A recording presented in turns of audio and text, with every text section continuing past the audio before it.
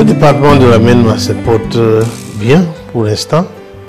Nous continuons de suivre donc les ravages qu'est en train de faire donc cette maladie de par le monde et qui est en train de s'installer au Cameroun. Nous estimons que la situation est assez grave pour que tous nous en prenions vraiment assez conscience pour faire ce qui est de notre devoir pour empêcher que ça en entre dans la mer.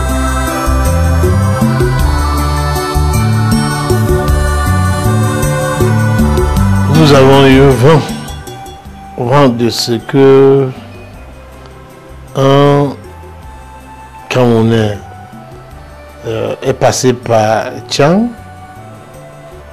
avant 2 jours, je crois, c'était 2 jours avant l'annonce qui demandait donc l'arrêt des funérailles et autres rassemblements de grande envergure, donc au-delà de 50 personnes. 2 jours avant, il y avait donc un enterrement et ce monsieur était de passage à cet enterrement et par la suite il a testé positif au coronavirus. Donc nous avons pris des dispositions.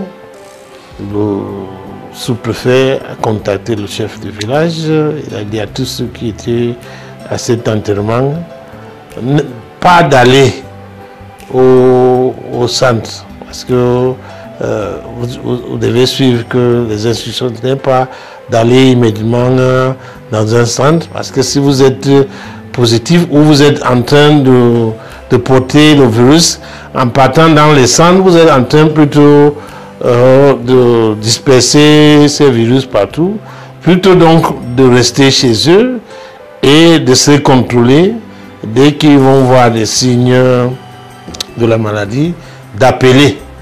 Je crois que cette instruction a été donnée au chef et je suis sûr que comme tout le monde est conscient du rôle qu'on doit jouer chacun, ce chef a également dit à toutes ces populations de faire ce que nous avons demandé de faire. Donc ça a été fait, nous avons été au courant de cette situation et nous espérons que elle est sous contrôle.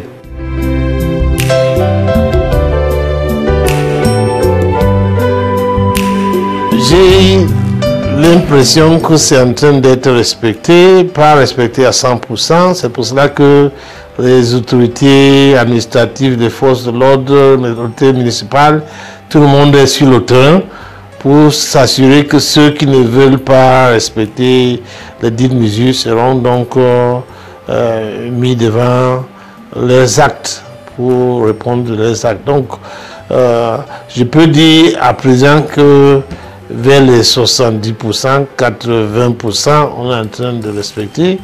Il y a les secteurs de transport, moto-taxi surtout, qui continuent à vouloir porter plus de 2 personnes, conducteurs inclus. Nous allons nous mettre au travail pour que ceux-là aussi comprennent que lorsqu'on a parlé pour tous et que les moto-taximens ne sont pas dans un pays à part entière, c'est des Camerounais, et puis eux aussi doivent respecter ces règles édictées pour sauver le reste des Camerounais. Les marchés sont en train d'être respectés. Nous allons poursuivre pour assurer que ça se fait. Les bars et débits de boissons respectent petit à petit. Je crois que, comme je dis, vers les 80%, le respect est de rigueur et nous allons suivre pour que le taux puisse augmenter.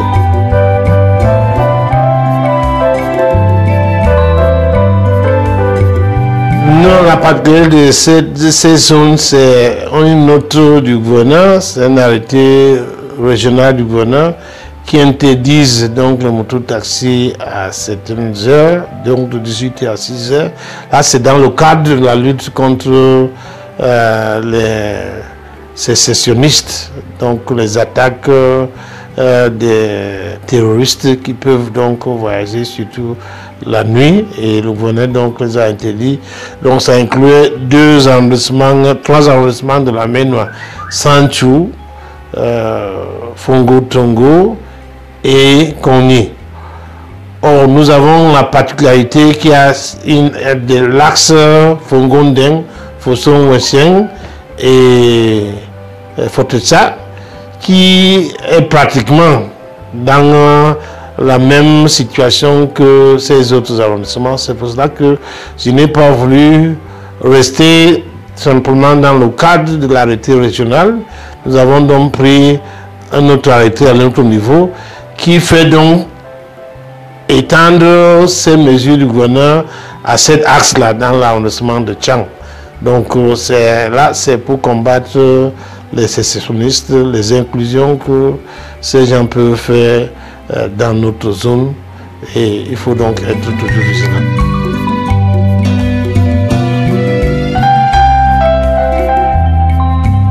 Dans la suite donc des mesures prescrites par le Premier ministre, vous avez certainement entendu les ministres de l'Affaires sociales et d'autres qui lèvent le ton, parce que au lieu que ces enfants restent à la maison, parce qu'ils sont demandés qu'ils n'aillent pas à l'école, c'était pas pour qu'ils deviennent des petits commerçants, c'était pour les protéger contre ces virus. Bon, au lieu donc d'être protégés, ils sont plutôt exposés. Ça veut dire qu'on n'avait pas de raison de les interdire d'aller en classe.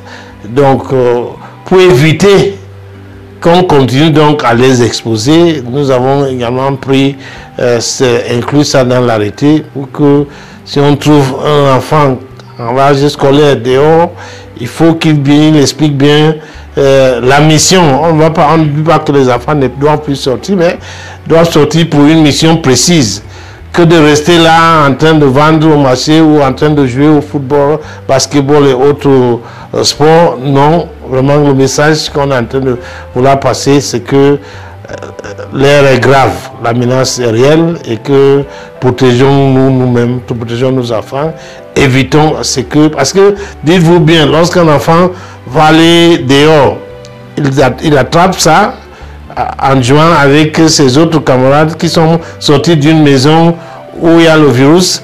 En rentrant à la maison, il revient avec ça, et c'est toute la famille qui risque d'être contaminée et être dans les difficultés. Donc, le message, c'est que si on n'a pas de raison, je crois que c'est le message que le président a instruit au Premier ministre de nous dire, si on n'a pas de raison valable, vraiment essentielle de sortir, restons à la maison. Et ça commence avec nos enfants qui étaient d'abord en train d'aller à l'école, en classe. Maintenant qu'il n'y a pas de classe, qu'on ne les laisse pas sortir pour rien. Parce qu'on estime que, bon, maintenant c'est la liberté. Ce n'est pas la liberté, c'est le temps de se protéger.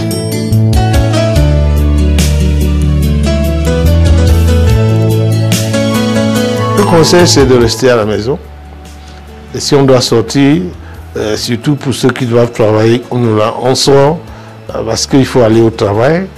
Il faut se protéger, se laver les mains à l'entrée de nos différents bureaux, avoir toujours à côté de lui cette solution qui permet de se désinfecter lorsqu'on a été en contact avec d'autres personnes, même pas en les touchant, mais le fait qu'ils ont été dans le parage, on ne sait qui est entré et qui a touché quoi, et finalement, quand on se désinfecte, c'est le message du gouvernement, c'est ce message que nous sommes ici, je suis ici pratiquement dans la Maine-Noire pour appliquer, et je demande donc à la population de la Maine-Noire de respecter toutes ces mesures-là, les mesures d'hygiène personnelle, et surtout lorsqu'on n'a pas de raison valable de sortir, de rester à la maison.